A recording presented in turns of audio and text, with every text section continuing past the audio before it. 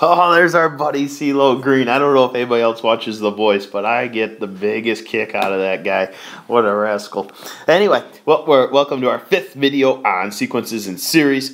And we're going to spend an extra day on the comparison test just because I think it takes a lot of practice picking what kind of a series to compare to each and every time. Like we mentioned last night, it is more of an art rather than an exact science, and we may not necessarily always pick the same series for comparison purposes. But what I'd encourage you to do right now is take the time to create this table that I've taken a picture of for you here, and just maybe a half page in your notebook here and copy all this down. Just kind of summarize and put together all these crazy ideas we've been talking about during the last 5 videos, and sometimes it's nice, especially when we start talking about comparing, series, like the geometric versus the P series and how similar they can kind of feel like it sometimes. I think the big difference is just remember when in geometric your n is the exponent, compared to a P series where the n is the base down there being raised to a P power. But anyway, take a moment, get those copied in, and then come back and we'll try a few problems. Well, there's going to be a lot of pausing here, and this is another good example. Hopefully you got that table copied down in your book. Now, I want you to try these 6 separate series, and I want you to see if you can use all 6 of the tests at least once that we've gone over so far.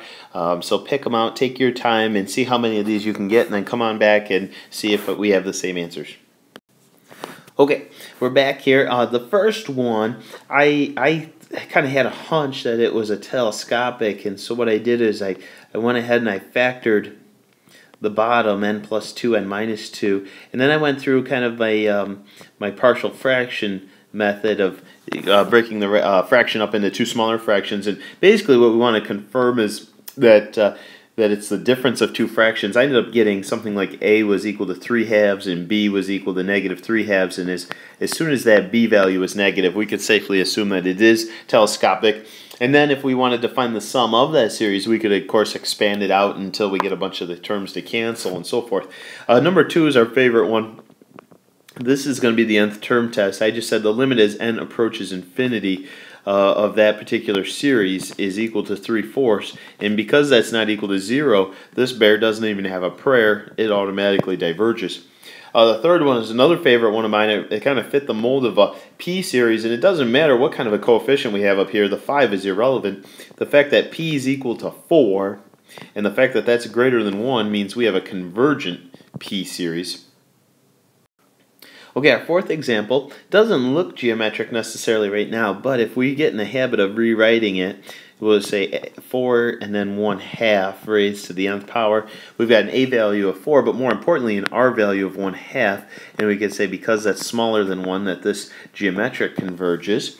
Number 5, I rewrote it as the integral and used the integral test on this one. Make sure it's in terms of x. Throw your own dx on there. We go through our u sub. I let u equal the natural log of x, which meant my du was 1 over x times dx. We got x times du. The good news there is we are going to get the x's to cancel. We'll say the limit as b approaches infinity here real quick. The x's cancel, and we simply have u times du. So we end up with something like 1/2 of u squared, which in this case we'll say natural log of x squared. And then you can kind of forecast that once we substitute that b in there, natural log of b is infinity, and of course squaring it makes it that much bigger, so we've got a divergent series according to our integral test. And then last but not least, this one right here is I'm going to use a comparison test on that. And of course the ultimate trick is what do we compare it to? So I'm going to go ahead and I'm going to say, you know what? I'm just going to recopy the problem here.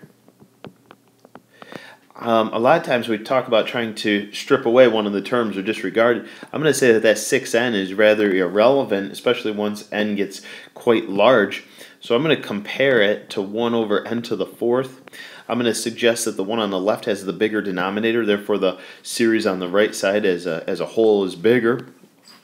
So here's my a sub n, here's my b sub n. And we've got a p-value of 4, which is greater than 1, therefore it converges. And if the bigger series converges, then the comparison test proves or guarantees that the smaller one will also converge. So there's just a quick refresher on our comparison test. Okay, real quick before we went on and did a few more advanced examples, I would just want to review exactly what the direct comparison test says. First of all, it starts off by assuming that b sub n is greater than or equal to a sub n, which is greater than 0. So b1's bigger than a1, or b2 is bigger than a2, etc., etc., etc., all the way along.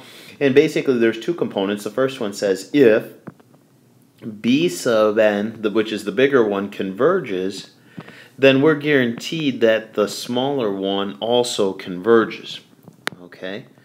And then the complete opposite of that is also true. We could say if the smaller one diverges, then you grab a bunch of bigger terms and try to add them together, then that will really diverge even more than the last one.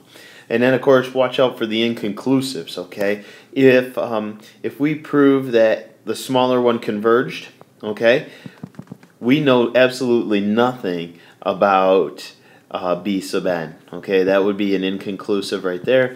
And, of course, if we prove that the bigger one diverged, again, we know absolutely nothing about the smaller one. That's also inconclusive. So watch out for those two bears. Our first example tonight shows that picking a series to compare it to is sometimes more than a one-step process. We're trying to decide who to disregard or who becomes irrelevant. And as n gets bigger and bigger and bigger, we could say that the 5n and the 1 here, both of those two terms are becoming quite irrelevant. So my first idea is to say, you know what? What if I just took n squared over 3n to the 5th?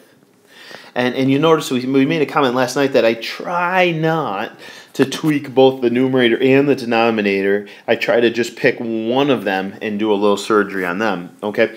Now you'll notice the series on the left here in black has a bigger denominator. Therefore, the one on the right in blue is a little bit larger. And then also, I could also disregard the coefficient of 3. Okay. We could talk about n squared over n to the 5th. And say again that, well, this denominator here is a little bigger, so the one on the far right is still bigger. And then we could simplify that. We could then say that that one's equal to 1 over n cubed, okay? Now you finally got yourself a series that is very common, very plain and simple. You've got a p-value of 3, which is, of course, bigger than 1, therefore that pair converges. And, of course, if the bigger series converges, then the smaller one also is guaranteed to converge according to the comparison test. So sometimes it's more of a multi-step. You notice I didn't jump right to 1 over n cubed right away. I kind of, took my time and we just simply followed the breadcrumbs, so to speak. Our second example uses a counting index of k rather than n. No big deal there, of course. It's just demonstrating that we're allowed to use more than just n for that purpose there. Again, we're going to talk about a process here. I first want to just talk about that plus k being rather insignificant once k gets into the millions and beyond. So we're going to go ahead and disregard that term right there, and I'm going to compare it to, let's see, we'll call it the cubed root of k all over k squared, and we'll say, well, because the one on the left had the bigger denominator, then that means the fraction on the right is bigger. And then we could just simplify that one and say that's really just, let's see, 1 over k to the 5/3. And so here's your smaller series on the left, your bigger series on the right. If we prove that the bigger one converges, then we're going to be happy. If we end up proving that the bigger one diverges, we've got nothing, and we got to go back to the drawing board and start over. So let's see, what do we got? Well, we got p series, p-value of 5/3 greater than 1. Ooh, good news, good news, good news. If that pair converges, then of course the smaller one also converges. There we go. Okay, we have a very interesting looking denominator here, and the question becomes, who do we strip away? Who becomes irrelevant? Well, you could really take your pick. Of course, we know that the factorial grows faster than the exponential, but again, keep in mind, we're trying to compare it to something that we consider very simple and basic. So what I'm thinking, we usually compare it to a p-series, such as like a harmonics, a good friend of ours, or we compare it to a geometric. So what I'm going to do is I'm going to strip away the m factorial, believe it or not, and I'm going to compare it to 4 over 4 to the m. Notice again the denominator on the left's bigger, therefore the fraction on the right's bigger. Let's rewrite that series as 4 and then 1/4 to the m. Maybe it'll look a little friendlier now. Recognize it as a geometric series. Our value of 1/4, it's smaller than 1. That's a good thing. That means it converges. And we could then backtrack and say then the smaller series definitely has to converge as well. Our fourth and final example of tonight is a very interesting one. Thinking about what we're going to strip away here, my first instinct was to strip away the numerator in the sense where we just replace it with a 1. And we could say, well, we know that the sine function gets as big as 1, but, you know, other than that, it's always smaller than 1. And so if the numerator on the left is smaller, then that means the fraction on the right will be bigger or equal to. Notice there was an equals to sign in that theorem that we wrote down yesterday. We said b sub n's got to be greater than or equal to a sub n. So anyway, so here's my a sub n there. There's my b sub n over here. We notice that we've got a p series on the right, a p value of 1/3, and that is smaller than or equal to 1, which means this one diverges. Hopefully, I hope that you're sitting at home watching this video screaming that this is inconclusive, okay? I hope you caught that ahead of time. What we've got here is we just proved that the bigger series diverges, which really doesn't tell me, you know, I don't know how. I'm trying to paint a picture of this, and when I say divergent, I'm thinking of like a runaway train or a runaway function that's just shooting towards infinity, and then something that's smaller than that, you know, could be on a runaway track, you know, that's slightly underneath it, or it could be converging to something, but we just don't know. We just don't have enough information, so we need to start all over and find something else to compare it to. Okay, so our first attempt failed, but at least we recognized a roadblock when we hit it, and we're able to start fresh here. What I'm going to do, instead of, I guess, stripping away the numerator, I'm going to tweak the denominator, and I want you to compare the original one to the sine of n over n. Okay, and what we've got here is we've got the black one has the smaller denominator, or we could say the blue one has the bigger denominator. Therefore, I'm going to use an inequality sign that looks like this. Okay. However, the blue one still is not exactly a simplistic, basic, elementary type series that we know and love. I'm going to take the liberty of saying this. I'm going to say approximately 1 over n. Okay, now I'm kind of getting into some sticky ground here because technically the orange guy is slightly greater than the blue guy. Okay, but what we're saying here is that they're extremely similar. Of course, we know that the sine function oscillates between -1 and 1. It's extremely similar. And then when you compare the black series over here to the orange series, when you compare these two, what we're saying is that the size difference in the denominators far outweighs the size difference in the numerators, and we could say with confidence that the black series is this one over here. The black one's greater than the orange one we have over here on the right side. So we're getting this little sticky territory, but we can say that with confidence.